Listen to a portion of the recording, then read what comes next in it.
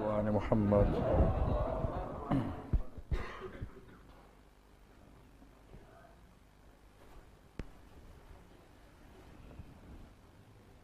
رحم الله من قرأ سورة الفاتحة. بسم الله الرحمن الرحيم. الحمد لله. إياك نعبد وإياك نستعين. صراط الذين أنعمت عليهم غير المغضوب عليهم ولا الضالين.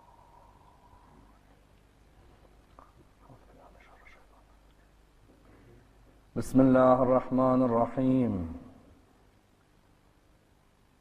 الحمد لله رب العالمين، والصلاة والسلام على سيدنا وعظيمنا وحبيب قلوبنا وشفيع نفوسنا أبي القاسم محمد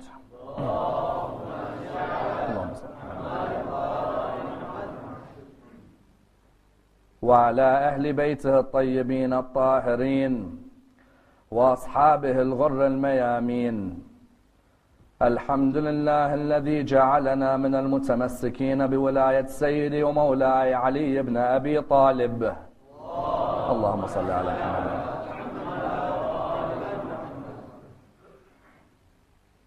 الحمد لله الذي هدانا لهذا وما كنا لنهتدي لولا أن هدانا الله. أما بعد، يقول الله في كتابه الكريم: بسم الله الرحمن الرحيم. وإذ قال ربك للملائكة إني جاعل في الأرض خليفة قالوا أتجعل فيها من يفسد فيها ويسفك الدماء ونحن نسبح بحمدك ونقدس لك قال إني أعلم ما لا تعلمون. The first of our loud salawat in honor of Rasulullah Muhammad sallallahu alayhi wa alihi wa sallam.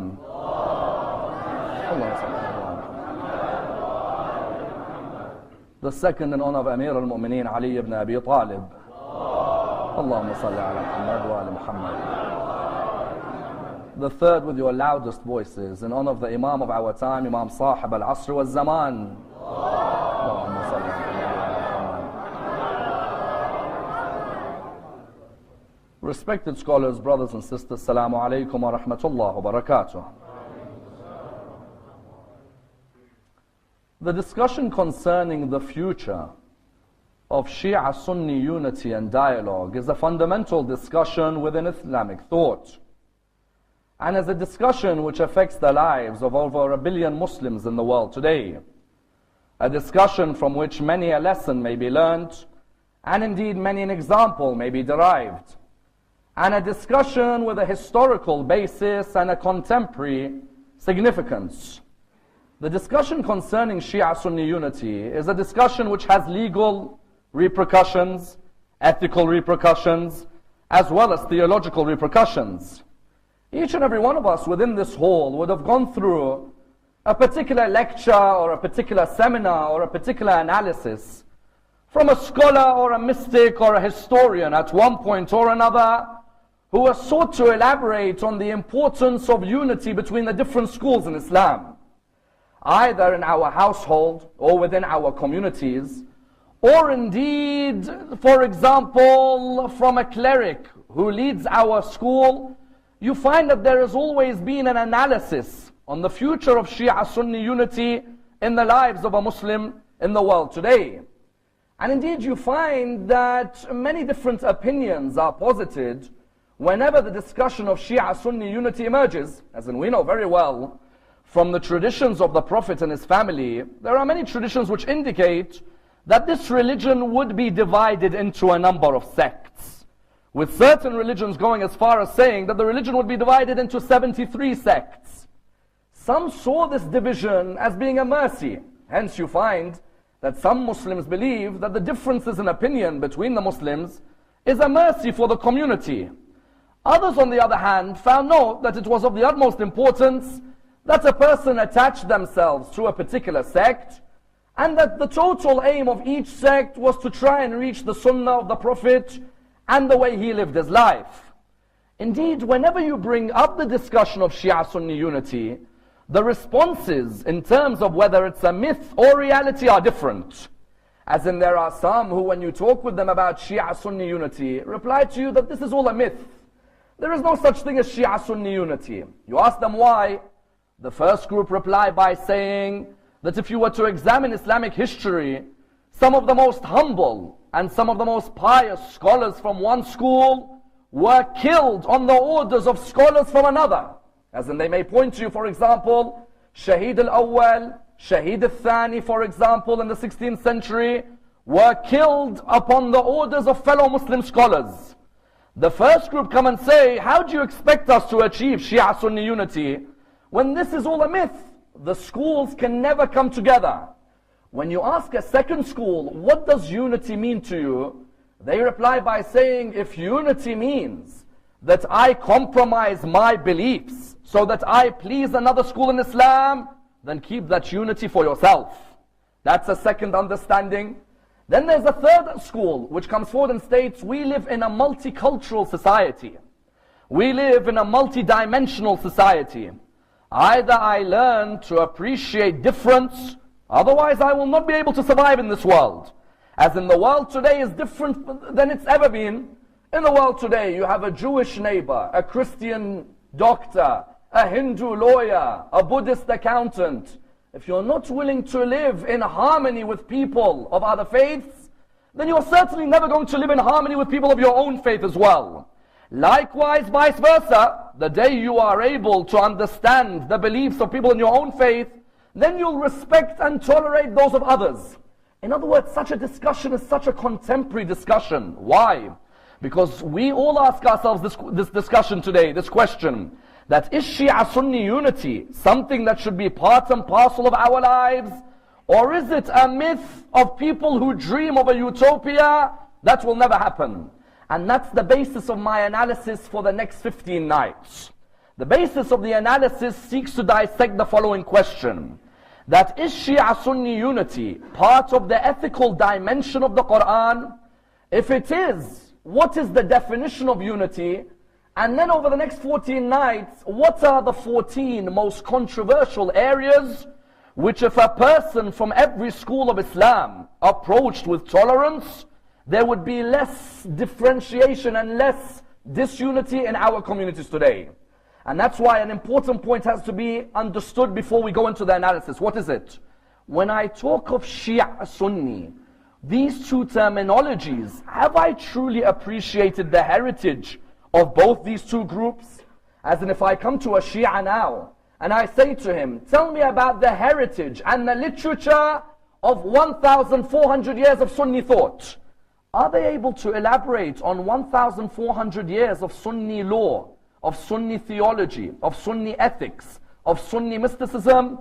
Or are they only able to elaborate on 40, 50 odd years that they've heard from the pulpit every year? Likewise, how much does the Sunni appreciate about Shia heritage? Has the Sunni examined Shia theology, Shia ethics, Shia law, Shia spirituality? Or is it just a set of distortions that they have heard or misconceptions which they have not sought to ratify? And therefore you find tonight, let's examine on an introductory level what was envisaged by Allah subhanahu wa ta'ala in terms of Shia Sunni unity in our lives today. I'd like to examine this in a number of stages. Number one, how important is the verse I've quoted at the beginning of this lecture about Allah's relationship with the angels even before we came into existence? Number two, how important is the life of our sixth Imam in acting as an example for the way we tolerate the opinions of others around us? Number three, if you were to examine the lives of Shaykh al-Mufid, Sharif al-Murtada, Shaykh al-Tusi, Allam al-Hilli, and the contemporary scholars of the school of Ahl al-Bayt, was their heritage a heritage of disunity, or was their heritage a heritage of open-minded tolerance to other Muslims? Number four, how important are the statements of Ayatollah al-Khomeini in relation to Shia Sunni unity, and which of those statements stand until today, and which of them can be evolved in 21st century? Let's examine this and dissect this topic in complete depth as an introduction. When you come to arguably the stage being set in the Quran for the way the human being is to live, the greatest incident Allah subhanahu wa ta'ala elaborates on within the Quran is the story of his dialogue with the angels. As in, we know that the Quran came for mankind. A question has to be asked, Ya Allah, why are you telling us about your dialogue with angels? We are the human being. You said that this book was sent to guide us, provide us with wisdom, provide us with lessons. Yet in Surah Al-Baqarah, from the very beginning of the Quran in chapter number 2, Allah subhanahu wa ta'ala gives you the intricate details of a quite fascinating discussion taking place. Even before mankind exists in the world of the earth, you find the Lord of mankind setting an ethical dimension, ethical spiritual dimension, in order that mankind is able to reflect from this. What do we mean?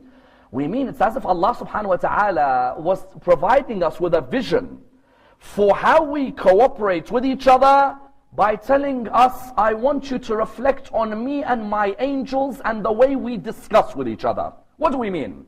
When you look within the Holy Quran, when Allah subhanahu wa ta'ala creates Adam, the moment He creates Adam, the discussion takes place. When He creates Adam, these angels are of course subservient to Him. Yet subservience does not mean you can't discuss. These angels, witnessing Adam's creation, and they see that this is soul with clay to be put together, they ask a fundamental question. Allah subhanahu wa ta'ala, when the verse begins, He begins the discussion with His angels. وَإِذْ قَالَ رَبُّكَ لِلْمَلَائِكَةِ إِنِّي جَاعِلٌ فِي الْأَرْضِ خَلِيفَةً. Your Lord said to His angels, I am sending a caliph to represent me on the earth.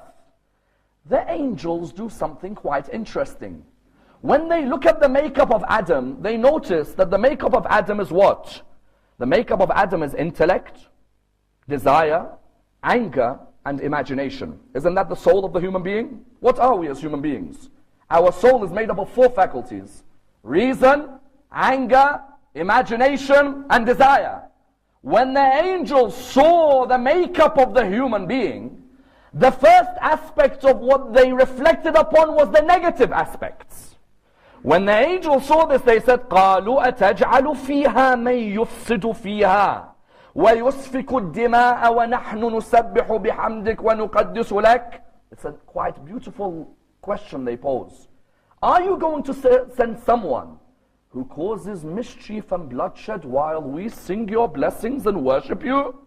What is the angel seen here? The angel looks at the human being and he notices the negative faculties within the human. He knows that if that human uses their anger, they can be rude to others, isn't it? He knows if that human uses their anger, they could be aggressive to others. He knows that that human, if they use their anger, can be arrogant to others. He knows that that human, when they use their imagination, can be the proudest of humans.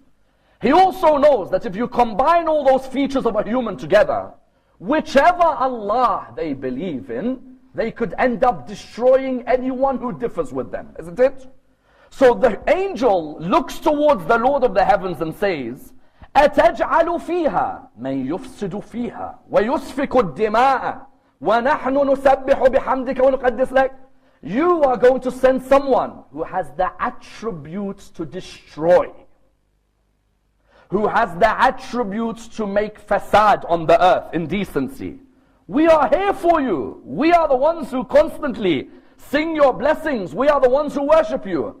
Allah subhanahu wa ta'ala replies with an amount of humility which is only fitting for Him. He replies by saying what? قَالَ إِنِّي أَعْلَمُ مَا لَا تَعْلَمُونَ. I know that which you do not. What do we take from this? The first thing we take from this is that the angels have realized if the human being does not have a consciousness of Allah's presence in their life, they can destroy anyone who disagrees with their mindset, isn't it? The human being, as great as they can be, there are times when their arrogance takes them lower than the animal, isn't it? But the second aspect of what happens in this story is phenomenal. The Lord of the heavens tolerates the opinion of His creation. Just ponder for 1 second. The Lord of the heavens doesn't need to tell people He's announcing something, does He? وَإِذْ قَالَ رَبُّكَ لِلْمَلَائِكَةِ إِنِّي جَاعِلٌ فِي الْأَرْضِ خَلِيفَةً. I ask you, O Allah, why do you need to make an announcement and engage in dialogue with your angels? You are Allah. You are the all-powerful, omniscient. Why engage in dialogue, O Allah? No, He doesn't just engage in dialogue. He is waiting to tolerate their opinion.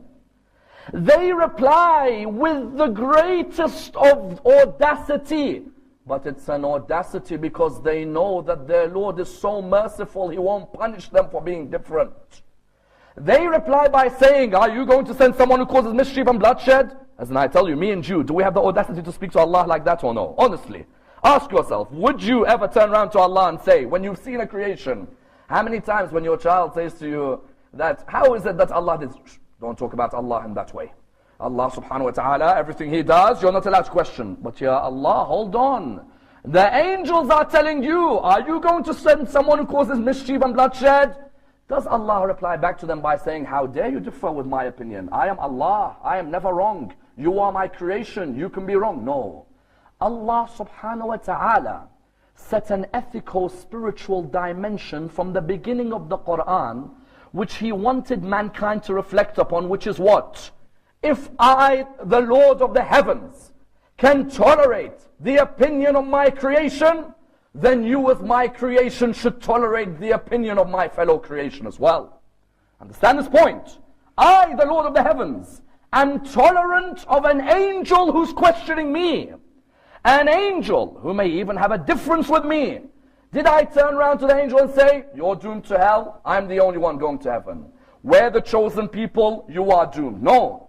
Oh angels, give us your opinion, and I'll give you my opinion. We'll tolerate each other's opinion. Even if there's a difference at the end, we'll agree to disagree. Isn't it? The angels, it's as if they reached the conclusion of what? Ya Allah, we'll agree to disagree. Until when they saw Adam in his magnificence, number one, and they were also told that there are some humans I'll create on this earth. You are right. There are some who have the ability to be lower than the animals. But I promise you, I'll show you some who are higher than the angels. The point that was taken here was that the Quran set a precedent from the beginning. That when Allah tolerates the opinion of His creation, who are you as a Muslim to turn around and be intolerant of the opinion of another Muslim? And that's why this ethical spiritual dimension continued within the Quran. First, Allah tolerant of angel. Then Allah expected what? Mankind tolerant of mankind. Allah in another verse in the Quran says what? Ya ayyuhan nas, inna khalaqnakum min dhakarin wa untha, وَجَعَلْنَاكُمْ شُعُوبًا وَقَبَائِلَ لِتَعَارَفُوا إِنَّ أَكْرَمَكُمْ عِنْدَ اللَّهِ أَتْقَاكُمْ. O mankind, now notice, from the triangle of tolerance, beginning with Allah and the angels, Allah then goes down this pyramid of tolerance to what? To mankind and mankind. O mankind, we created you from male and from female, from different races and from different tribes, in order that you get to know one another. Not in order that you differentiate or you don't be tolerant of each other. No. لِتَعَارَفُوا. So you come together. إِنَّ أَكْرَمَكُمْ عِنْدَ اللَّهِ أَتْقَاكُمْ. The best amongst you in the eyes of Allah is who? The most pious. Then it went down the pyramid to another level. First Allah, tolerant of angels. Then mankind, tolerant of all of mankind. Then mankind, Muslim, tolerant of non-Muslims. Look in Surah 3. Verse 64, يا أهل الكتاب تعالوا إلى كلمة سواء بيننا وبينكم ألا نعبد إلا الله ولا نشرك به شيئا ولا يتخذ بعضنا بعضا أربابا من دون الله. O people of the book, in other words, the Quran's conception of tolerance has now even gone to the Christian and Jewish community. The Quran was saying, you've got more in common with each other than differences. So don't push each other away. Tolerate each other's opinions. Even though theologically you may be different. O people of the book, come to a joint word. Wallah, Muslim communities today have told the people of the book, go away from the joint word. The Quran said what? Come to a joint word between us and you. That we will worship none but Allah. We will not give partners to Allah. And we will not take lawgivers besides Allah. That was on the third level. On the fourth level was the basis of our discussion in these 15 nights. Surah 3 verse 103 gives a command to every Muslim. A command that began in the heavens with Allah and the angels, then went to man and man, then went to Muslim and people of the book, then went to Muslim and Muslim. Which verse in the Quran? Surah 3 verse 103. The verse of unity in the Quran. Bismillah ar-Rahman ar-Rahim. وَاعْتَصِمُوا بِحَبْلِ اللَّهِ جَمِيعًا وَلَا تَفَرَّقُوا. Hold on to the rope of Allah, O Muslims, all of you together, and do not disunite. Do not disunite. What is it? That person who today comes and tells me Shia Sunni unity, this is all a myth. I'm not compromising my beliefs for another Muslim who killed my Imam 1,300 years ago. So what? All of those Muslims who follow that school, you're generalizing all of them because of the behavior of a man in Damascus in 61 AH? I'm not going to be tolerant of other Muslims who killed my sixth Imam in Medina. So you're going to say all these Muslims today, you're generalizing about them because of what came before? When Allah said do not disunite, was Allah subhanahu wa ta'ala saying that Shia Sunni unity means that we compromise our beliefs to make others happy? No, don't compromise your beliefs. That's not unity.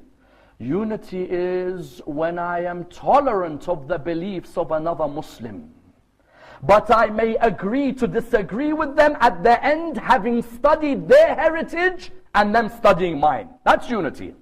Because some people imagine unity as what? Some people imagine unity means when Allah says do not disunite, they imagine unity means that I as a Muslim can't speak about, I as a follower of Ahlul Bayt cannot speak about my history because I may offend others. No, this is my history. I'm proud of my history. I'm proud of my heritage. But the way I speak about my history should be the way Allah tolerated the angels when they spoke to Him. And that's why you find when we come to this issue, the important point is what? Many people who don't understand the importance of Shia Sunni unity have not realized an important conception. What is it? We as Shia have completely neglected the real study of the heritage of our Sunni brethren. And at the same time, our Sunni brethren have neglected the heritage of our works as well. And the vision for the 21st century has to be that a Shia is willing to study the heritage of the Sunni world in the same way a Sunni is willing to study the heritage of the Shia world. What do I mean? I mean that when it comes to our works, look at all our great works. Would you believe many of our own people haven't studied our own heritage? How are we going to be tolerant of other people's heritage? If you came to the world of fiqh, you look in the Shia heritage in fiqh. The great works like Al-Kafi by Shaykh Al-Kulayni, Man La Yahdarahu Al-Faqih of Shaykh Al-Saduq. You look at, for example, Al-Tahdib of Shaykh Al-Tusi. You look at, for example, Al-Istibsar of Shaykh Al-Tusi. You look at Wasa'il Al-Shia, Mustadrak Al-Wasa'il, Al-Wafi, Bihar Al-Anwar. All of these works in jurisprudence are part of our jurisprudential heritage, isn't it? We're proud of our jurisprudential heritage.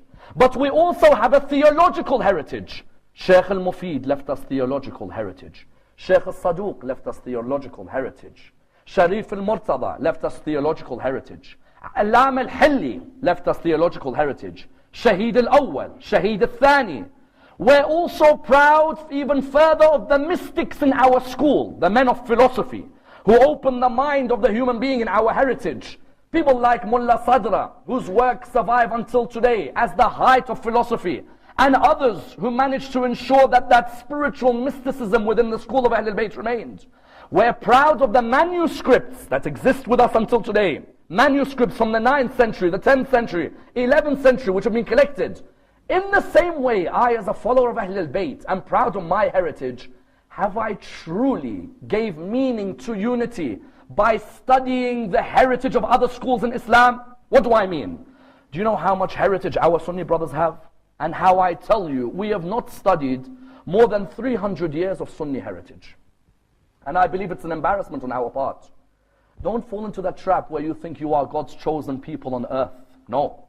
You are all part of an evolving intellect to come towards the Sunnah of Rasulullah. 300 years is not Sunni heritage. The Sunni world has heritage we have to revere as well. In the same way I mentioned all those great ulama in post-Ghaiba, like Mufid, like Saduq, like Hilli, like Tusi, like Kulayni, Shaheed al-Awwal, Shaheed al-Thani, Fayyid Kashani, Mullah Sadra. Likewise, our Sunni brethren. When it comes to the world of fiqh, their heritage is magnificent. And which magnificence? when I'm going to dissect in the following 14 nights. For example, a topic like, why do we pray on clay? I'm not just going to bring my opinion. I'll bring the opinion of Abu Hanifa, and the opinion of Malik, and the opinion of Imam al-Shafi'i, and the opinion of Imam Ahmad bin Hanbal. Not just those 4 Imams. I'm going to bring the opinion of the Imams who looked after their teachings. Abu Hanifa, who looked after Abu Hanifa's teachings? Karhi. Who looked after the teachings of Imam al-Shafi'i? Ibn Surayj. Who looked after the teachings of Ahmad bin Hanbal? Al-Khallal, Abu Bakr al-Khallal. Malik, who looked after his teachings? The people of North Africa maintained his teachings for a long time. Our Sunni brethren in fiqh have unbelievable literature. Likewise, our Sunni brethren when it comes to theology, people like Abu Bakr al-Baqallani, Qadi Abd al-Jabbar, and later theologians like Ghazali, all of these people have provided us with theological discussions. Even those people who come later on and have provided us with mysticism, Ibn Arabi, Ghazali, these are still people of great reputation in their own school. When we're going to dissect the topics in the next 14 nights, and indeed for the rest of our life, do not just imagine Shia Sunni unity means, I am willing to tolerate these people who I have a difference of opinion with. No. Shia Sunni unity in its real essence is when I am tolerant of another school, by appreciating that they have heritage equally as great as mine. My heritage, I believe, is the purest spring to returning to Rasulullah. But that does not mean I belittle the other schools in Islam and appreciate what heritage they have. And that's why when you dissect the history of the scholarship within the school of Ahlul Bayt, you'll find a lovely taste emerges. Which taste? The taste of tolerance of the opinion of someone even if he differs from me. From the time of our 6th Imam until Sayyid al-Khumaini, you will find a tolerance in literature which is phenomenal. The problem is when you ask the Shia to name their literature, many of them start wondering, I don't even know what my own books are. I'm telling you, there are some Shia. If you ask him, what's the name of the other books in the other schools in Islam? Bukhari, Muslim, Tirmidhi, Nasa'i, Abu Dawood, Ibn Majah. How about your books? What's their names? Nahj al-Balagha? That's the only book you can name? And all the other traditions? All the other literature? Go and dissect the history of our literature. I don't want you to look at the contents. I want you to look at the flavor of scholarship, of objective analysis, of people when they take proofs, they don't enter that proof by saying, I'm going to belittle another Muslim. No, I want to show that other Muslim how I reached my conclusion even from their own literature.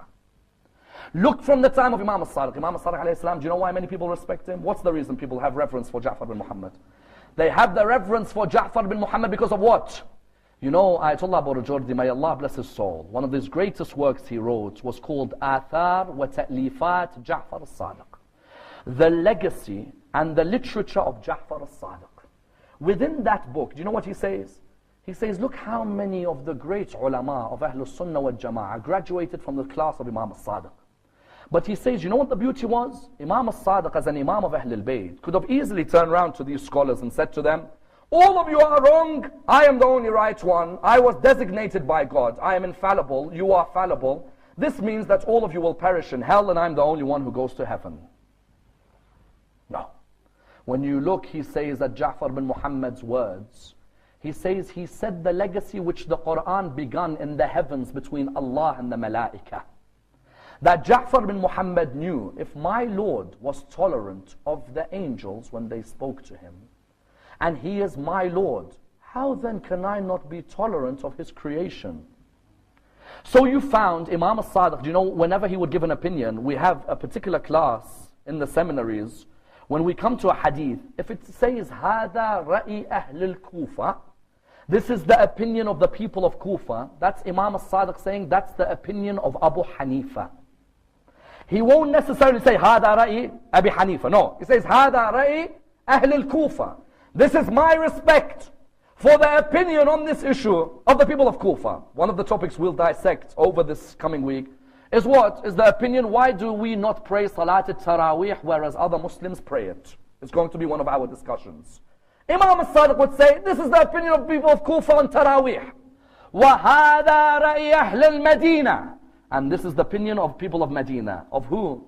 The people of Medina is Imam Malik. So Imam al-Sadiq, before he gives his ruling, he says, هذا رأي أهل الكوفة. This is the opinion of people of Kufa. وهذا رأي أهل المدينة.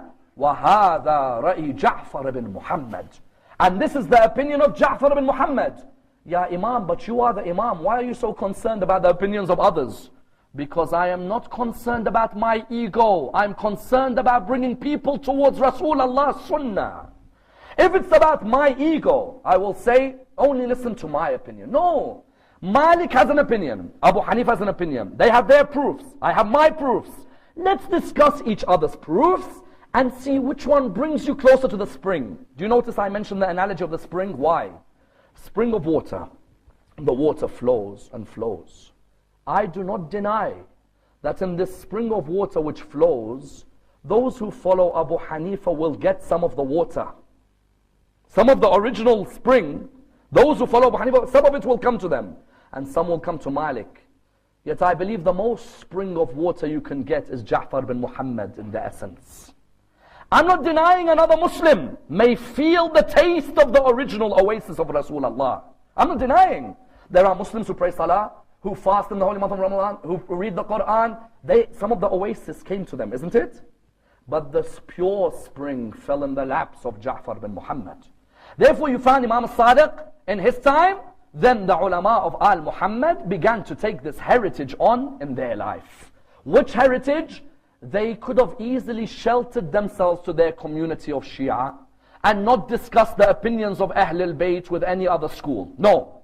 You found it was the fact that they were tolerant of the opinions of others and discussed them with respect, not with arrogance, that others claimed we learned from these scholars. Let's look at these examples. Shaykh al-Mufid, is his original name al-Mufid? No. Shaykh al-Mufid, his original name is not Mufid. Mufid is a title. If you go, for example, let's say his original name is Muhammad bin Muhammad, for example. So people ask the question, how did Shaykh al-Mufid get the title Mufid? If his original name is Muhammad, why is he being given the title Mufid? Mufid in English means what? The useful. You know who gave him the title? A Mu'tazilite grammarian called Ali bin Isa. Not a member of the Ja'fari school. Mu'tazilite grammarian called Ali bin Isa gave the scholar of the Shia the title the useful. Why? Shaykh al-Mufid's teacher used to say to him, don't just listen to our classes on theology and law. Go and learn even from our brothers. They have literature, we have literature. We don't have to agree, but we can be tolerant. Shaykh al-Mufid said, who do you want me to go and attend? He goes, go and attend Ali bin Isa. His lessons are magnificent. You do not get lessons from a grammarian like Ali bin Isa. Shaykh al-Mufid went there, he sat in the class. As he's sitting down, Ali bin Isa was being asked the question. What was the question? Ali bin Isa was being asked, our master, which is greater? The event of the cave, when the first Khalifa was with the Prophet in the cave, or the event of Ghadir? Ali bin Isa said, the event of the cave is greater than the event of Ghadir. The student asked why. He said, the event of the cave is in Surah 9, verse 40 of the Quran. إِلَّا تَنْصُرُوهُ فَقَدْ نَصَرَهُ اللَّهُ وَأَخْرَجَهُ الَّذِينَ كَفَرُوا ثَانِي اثْنَيْنِ إِذْ هُمَا فِي الْغَارِ إِذْ يَقُولُ لِصَاحِبِهِ لَا تَحْزَنْ. So he said, the event of the cave is in the Quran. The event of Ghadir, مَنْ كُنْتُ مَوْلَاهُ, is in Hadith. And the Quran always takes precedence over Hadith. Because that which is recognized always takes over that which is narrated. Can I ask you a question? He said, yes. He said, I want to ask you a question about your answer just now. He said, yes. He said, what do you say about a group of people who fight the Imam of their time? Ali bin Isa said, they are deviants. He said, so anyone who fights the Imam of his time is a deviant? He said, anyone. He said, when Talha and Zubair stood up against Ali at Jamal, what do you classify them as? He said, yes, they stood up against Ali at Jamal, I admit. But later, all three of them repented. So he looked at him and he said, as for them standing against Ali at Jamal, it's a recognized event. And as for them repenting, it's a narrated event. The recognized is always above the narrated. He looked at him and he said to him, come here, young man. When he came, he said to him, what's your name? He said, Muhammad. He said, no. Give me a pen and paper. He gave him a pen and paper. He wrote down, this is a letter to your teacher, that from this day onwards, you have given me an insight on a piece of knowledge in Islamic history I never saw. And you have been mufid to me. Therefore, I want your teacher to give you the title Al-Mufid, the useful.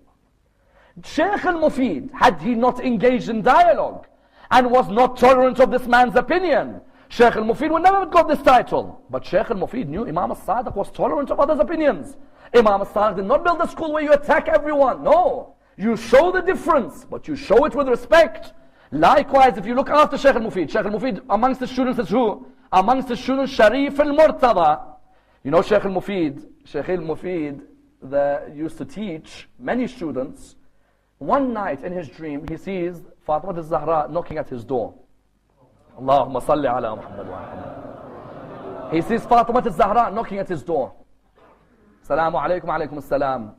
Shaykh al-Mufid, I have brought my sons Hassan and Hussein. I want you to teach them about Islam. And Mufid wakes up in the morning, he's thinking, hold on.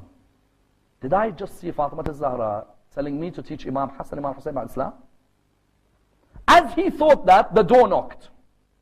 He went and opened the door. It was a lady with two sons, Murtada and Radi. And she looked at Shaykh al-Mufid and she said, oh Shaykh al-Mufid, I want you to teach my two sons about Islam. He knew straight away that was the dream of Fatima al-Zahra. That these two sons, Sharif al-Radi and Sharif al-Murtada, were to be scholars taught by Shaykh al-Mufid. Sharif al-Radi is the one who compiled Nahj al-Balagha. Today, you ask many people, Nahj al-Balagha is whose book? They say Imam Ali. Nahj al-Balagha is not Imam Ali ibn Abi Talib's book. It's Sharif al-Radi compiling the sermons of Ali ibn Abi Talib. Sharif al-Radi compiled Nahj al-Balagha. Sharif al-Murtada was one of the greatest scholars in our school. If you look at Sharif al-Murtada's books, you'll always find the aim of his books is to be tolerant of the other schools in Islam, be it in fiqh, in law, or be it in theology. Look at Dhari'a. The Dhari'a of Sharif al-Murtada is with us until today. The Dhari'a of Sharif al-Murtada was when Sharif al-Murtada looked at the opinions of the different schools of law in Islam. He said, this is the Ja'fari opinion, and this is the opinions of other schools of law within Islam. Then he had another work, which was called what? He had another work, which was called Al-Intisar. Al-Intisar was another work of Sharif al-Murtada, where Sharif al-Murtada presented this to the Sultan of his time. He presented this to who? To Amid al-Mulk. And when he gave it to him, he said to Amid al-Mulk, oh Amid al-Mulk, understand one thing. You tell us the Shia that we are different from the Sunnah. Please try and look at the differences between Abu Hanifa and Imam al-Shafi'i. If Abu Hanifa and Imam al-Shafi'i have difference in law, then what is wrong with us having differences in law with you as well? So he wrote that book as well, and he also had another book. What was the book called? Ash-Shafi. The Shafi of Sharif al-Murtada, with us until today, is a book which looks at theories of leadership in Islam according to the Shia and the Sunnah. I turn around and I say, Sharif al-Murtada, why according to the Sunnah? Who cares about the Sunnah? We should only care about our own people. No. A tolerant school, which is objective, and which is honored by its tradition, is not scared to discuss the traditions of other schools. He wrote that book, Shafi. The Shafi is with us until today. Qadi Abdul Jabbar and Abu Bakr al-Baqillani had their opinions on Imama and Khilafah. Sharif al-Murtada produced the Shafi to look at the opinions of Abu Bakr al-Baqillani, and to look at the opinion of who? And to look at the opinion of Qadi Abdul Jabbar, and to try and see the differences between our conception and their conception as well. Then you look afterwards at which scholar. If you look towards, for example, Allam al-Hilli. Allam al-Hilli is the embodiment of respect for other schools in Islam, not just for his. Allam al-Hilli, amongst his works that exist until today, is a book called Tadhkirat al-Fuqaha. Tadhkirat al-Fuqaha has to be studied for you to become a mujtahid in the school of Ahlul Bayt. Tadhkirat al-Fuqaha, Allama al-Hilli has certain chapters where he has dedicated to concepts which are more Sunni than they are Shia. What do I mean? I mean, in Tadhkirat al-Fuqaha, there is a whole chapter about bay'ah to the Khalifa. Brothers and sisters, do we in Shia fiqh have a conception of bay'ah to a Khalifa at this present moment? Do we have a conception of bay'ah? We don't. We have a conception that after Rasulullah passes away, there is a bay'ah to be given to the Imams of Ahlul Bayt, isn't it? And then when the Imam goes into ghaibah, that period there is no bay'ah except to the Imams, and the idea of infallibility. When it came to Allama al-Hilli in his book Tadhkirat al-Fuqaha has a whole section about the difference of opinion between the schools of Islam on bay'ah. I say, Ya Allama, why? What's the need? Allama al-Hilli was trying to show that unity doesn't mean I compromise. Unity means I portray my beliefs and I compare them with others. They show me their proofs and I show them mine. And that's why, do you know one of the biggest battles to have ever occurred in Islamic history between two ulama? Between Allama al-Hilli and arguably of extremeness like you'll never see, Ibn Taymiyyah. Allama al-Hilli and Ibn Taymiyyah. When you go to Saudi Arabia today, what's the most common author you'll see his books? Isn't it always Ibn Taymiyyah? And who after Ibn Taymiyyah? Ibn al-Qayyim or Ibn Qayyim al-Jawziyah, correct? Allama al-Hilli, Ibn Taymiyyah used to correspond with each other. Allama al-Hilli, what was his title? Ibn al-Mutahhar. Yes? Ibn al-Mutahhar means what, brothers and sisters? I'm sure you all know. The son of the pure. Al-Mutahhar means the pure. He'd write to Ibn Taymiyyah, to the respected Sheikh Ibn Taymiyyah, your opinions which you have given about Islam and about Ahlul Bayt, and he'd continue. Do you know Ibn Taymiyyah how he writes back to him? He uses the pun on the word Mutahhar. To Ibn al-Munajjas.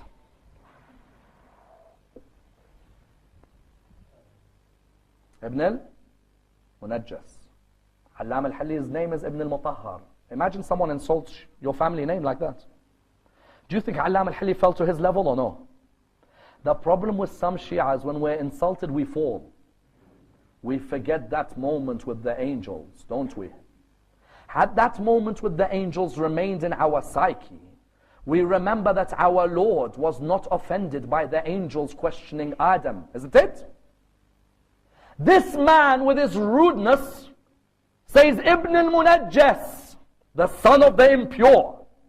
But Allama al-Hilli continues to write to him, respected Sheikh. What was he showing us? He's showing that when a person stoops that low, you're a follower of Ja'far bin Muhammad, you should never stoop that low. You should be saying, I'm not concerned about names, I'm concerned about content and ethics. And that's why when he was in the court of the Ilkhanids, you know the Ilkhanids were ruling Islam in the time of Allama al-Hilli, in the court of the Ilkhanids, Olujetu, the famous Ilkhanid leader, would tell his people after Allama al-Hilli's left, he said, I've never seen a man from another school in Islam with this much respect. When he talked about Rasulullah, he talked about him with respect. When he talked about our companions, I know he differs with us, but he talked with honor. Yes, he concludes different to us, but he never once stooped to be arrogant towards us. Rather, he showed respect, and it shows you that his intention was to bring people towards Allah and not cause disunity. Allama al-Hilli, Shaykh al-Mufid, Shaykh al-Tusi, Sharif al-Murtada, that legacy would continue to the ulama of the 20th century. Many of our greatest ulama in the 20th century endeavored all their life to try and build unity in the Muslim ummah. They did not understand unity as compromise, no. Rather, unity meant tolerance of others' opinions.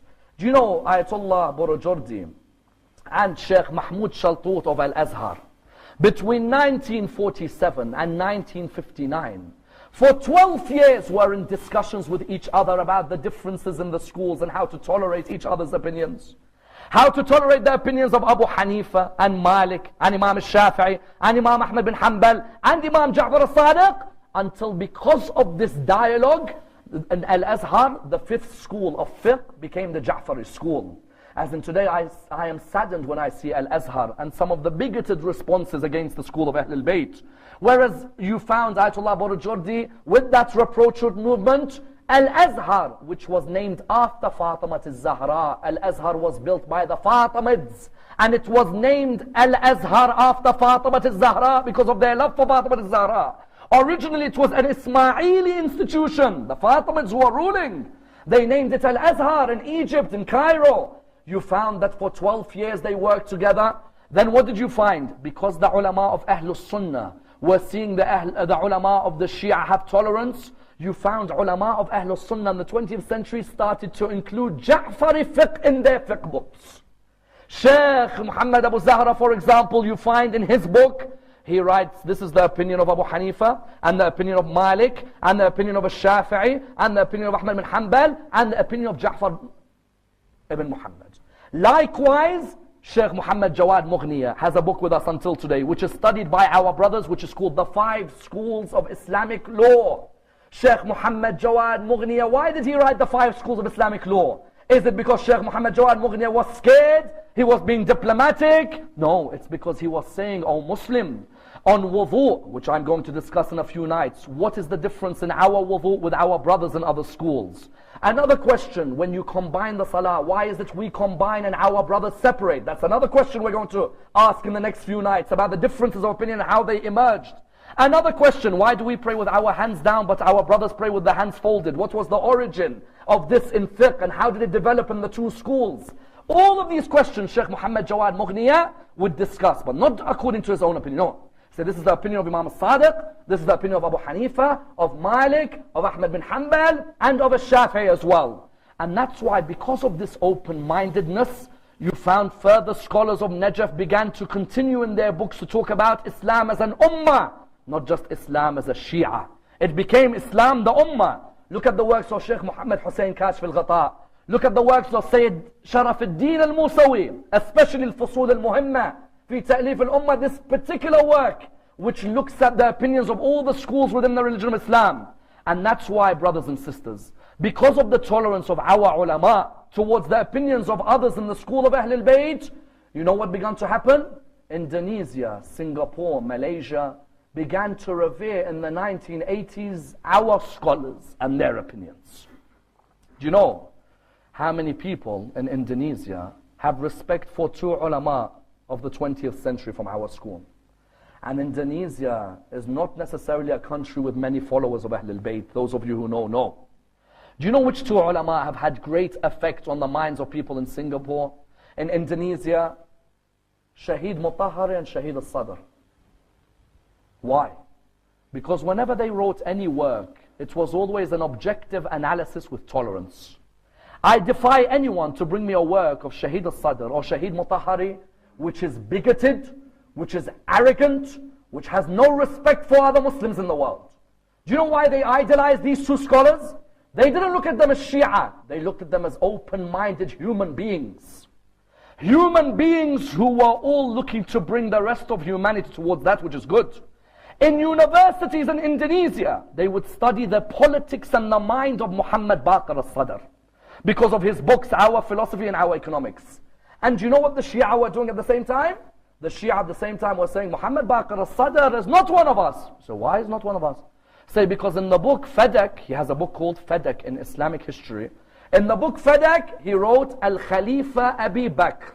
Some of the Shia were like, how dare he write Khalifa? Abu Bakr is not Khalifa. We want Imam Ali as Khalifa. Habibi, when you write academic analysis, history is history. When you write academic analysis, when he says Al-Khalifa Abi Bakr, does not mean Muhammad Baqir al-Sadr concludes everything that Abi Bakr did was for the greatness of the religion of Islam. But he's writing an objective analysis. In Indonesia and Singapore, Mutahari, they had a year for Mutahari in 1988. They named a conference in Indonesia after Shaheed Mutahari. Why? They said because Shaheed Mutahari, whenever he speaks of Islam, he speaks of a religion, not a sect. He always gives the opinions of everyone in the religion, makes everyone feel part of one ummah. And that's why, without a doubt, in our communities today, it is vital that this level of tolerance remains. And that's why the final question arises. What was the stress on Sunni Shia unity in the life of Ayatollah al-Khomeini. Without a doubt, no man in the 20th century stressed on Shia Sunni unity like Ayatollah al-Khomeini. And when you look at his stands, you see a man with a vision which was far-sighted. But with some of these stands, the question arises, could they evolve or no? What do I mean? Firstly, one of his greatest stands was the stands on the Quds Day. In this month, the Shahr Ramadan, we will all come together to honor on the final Friday the plight of our brothers in Palestine. Isn't that true? Does that mean, as a side note, I forget our brothers in Parachinar, or I forget our brothers in Iraq, or I forget our brothers, for example, in other parts of the world like Bahrain and Syria who are being oppressed? No. But Ayatollah al-Khomeini noticed at that time people of Palestine were being severely oppressed. Did Ayatollah al-Khomeini said, but there's no Shia in Palestine, there's no need for me to make a Quds Day? No. Whenever humans oppressed anywhere in the world, it is the role of a Muslim to stand up. He made the Quds Day.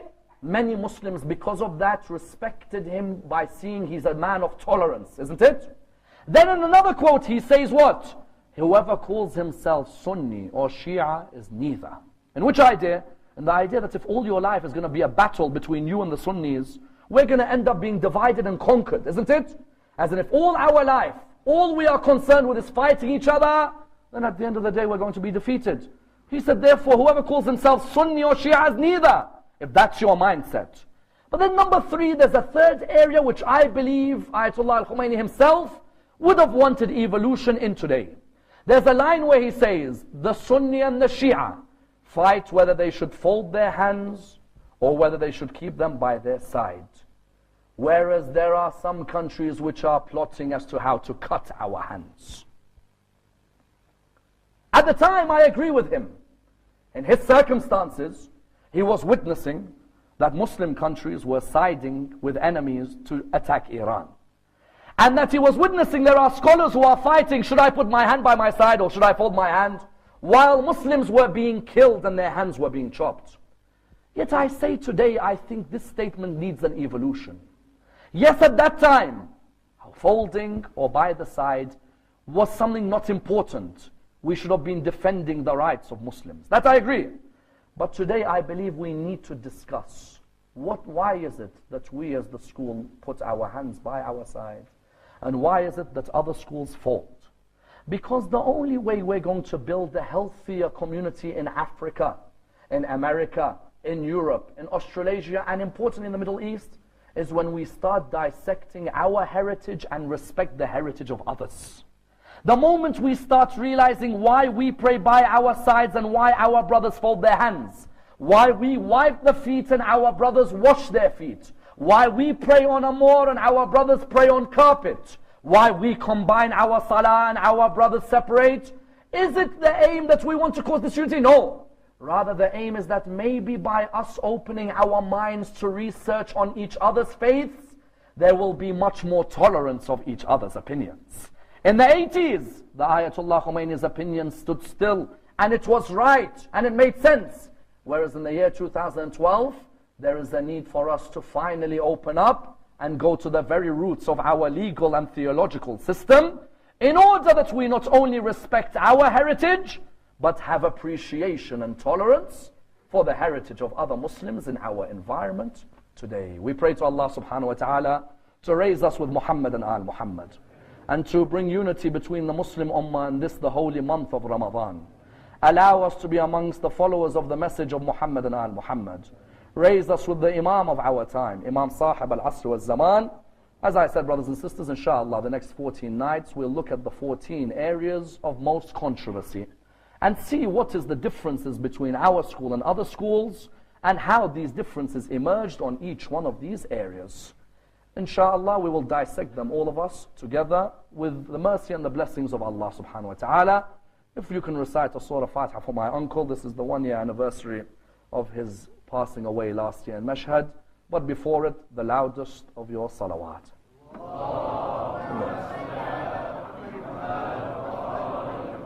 Bismillah.